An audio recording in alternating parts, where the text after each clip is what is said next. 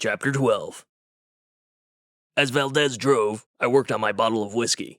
She was better than I was at staying on the back roads, which probably had something to do with how I had spent the last few years living mainly as a recluse, while Valdes had been busy pounding pavement as a rookie private investigator. On our way to the library, we passed through low-end neighborhoods where the whip snap of the pull was more like the slow pivot of a cheap sprinkler arcing lazily over a brown and dying lawn. The distant emotions that made their way to me were either sleepy, high on drugs, or just indifferent. Who cares, why bother, and who gives a flying fuck? Another long pull from the whiskey bottle was followed by the final puff of the stogie before I flicked the sliver of a nub out the window. Dear City of St. Charles, fuck your feelings. Sincerely, Abe Owens. The whiskey did its job, and a thought occurred to me. I cleared my throat with a rolling rasp and glanced at Valdes. You said word on the street. Valdes shot me a confused side-eye. Nothing quite like continuing a conversation the other person didn't know you were having. Dockside, I clarified. You said the word on the street was that I got my ass kicked. Valdes nodded slowly, fixing her eyes on the road. I heard some guy smashed a bar stool across your back and then beat the shit out of you at the bus stop. At least I'm assuming it was the same guy. I scratched the stubble on my chin. Yeah, me too. I never got a look at him. Jesus, how wasted were you? I responded with a long swig from the whiskey, and then, I was at dockside, wasn't I? Fuck me, Valdes muttered, conceding the point. These chatty fuckers putting the word on the street, I asked. Did they mention who my secret admirer was? Valdes shook her head. If I had even the vaguest idea, I would have already run the fucker down and given him a piece of my mind. She turned those dark eyes to me, brows joining in concern. What did you do, Abe? I lifted a shoulder helplessly. Other than drink, he robbed me at the end of it, so fuck if I know what it was about. She scoffed in disgust. God, I don't care how much you were sucking down, or how much they were sucking down. No sane person looks at you and thinks, hey, now there's a guy whose money I can just, take. If he was trying to send a message, the effectiveness and clarity of said message have been greatly diminished. Valdes shook her head. I could tell the mystery had wormed its way into her brain, and she'd be chewing it over until it was either solved or she had it surgically removed. She was a good kid that way. Hey, look, I said, rubbing my nose and trying to play the whole thing off. Maybe he got in a few lucky hits. Maybe he's just as dumb as he sounds. She didn't meet my gaze that time, and I could tell she didn't believe it any more than I did. Not that it merited any further discussion since we had arrived at the library. Valdes pulled off a side road, past a bus stop, and pulled into the parking lot of an old, freestanding supermarket. The supermarket chain had folded nearly a decade ago, and the building had been converted into a branch of the local library system. The place wasn't busy. Thanks to the likes of Google, Netflix, and fucking Facebook, it hardly ever was anymore.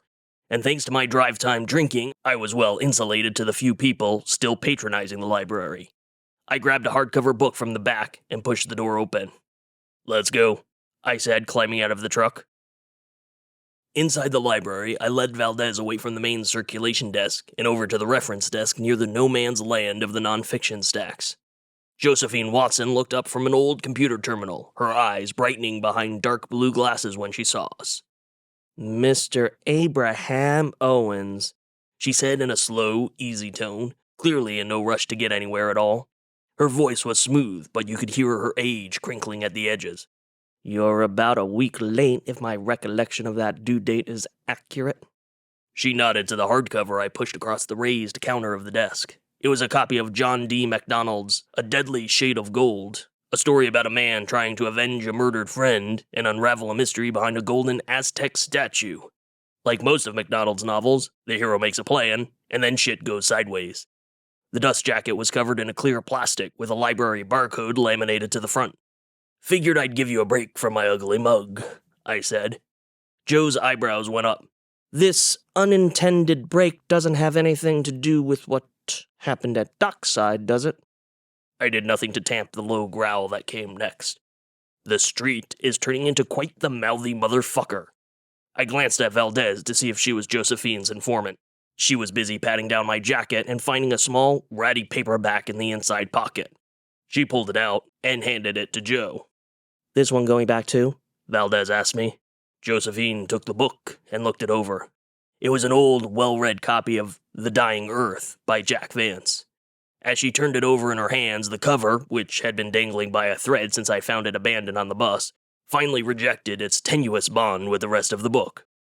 "Ah, Miss Watson," I said, dredging up a tone of abject disappointment. "What's next? Burning them?" Her already thin lips went invisible as she held up the book. "You want this back?" "Consider it a donation." It was Josephine's turn to growl as she tossed the remnants of The Dying Earth into a bin of reject books behind the desk. "Your generosity is overwhelming, as always, Abe. I can't help but notice you're straying from my reading list." I shrugged. Although I'm not a particularly fast reader, that last installment of MacDonald's Travis McGee saga resonated deeply with me, and I finished it quickly. "So you're ready for the next one?" Joe asked, typing away at the computer to locate another book. "Not right now, no." Valdes turned and leaned her back against the counter, sighing impatiently. Josephine's fingers fell flat on the keyboard, and she met my gaze. She was a small, thin woman with narrow shoulders that seemed to end in the sharpest of points. They squared, and her head canted forward almost imperceptibly. "Well then, Mr. Owens," she said, "to what do I owe the pleasure of this visit?" "Miller," I said. "Beckett Miller?" Those eyebrows twitched again, and the corner of Joe's mouth turned ever so slightly upwards. She nodded slowly. "I was wondering when he planned on talking to you." A soft tone played over the air, and I glanced over my shoulder. A small family of 4 had entered the library, and the kids ran to the children's section. The simple happiness that resonated from them put a smile on my face. "Let's talk in my office," Josephine said, standing and moving to a closed door located off to the side of the reference desk.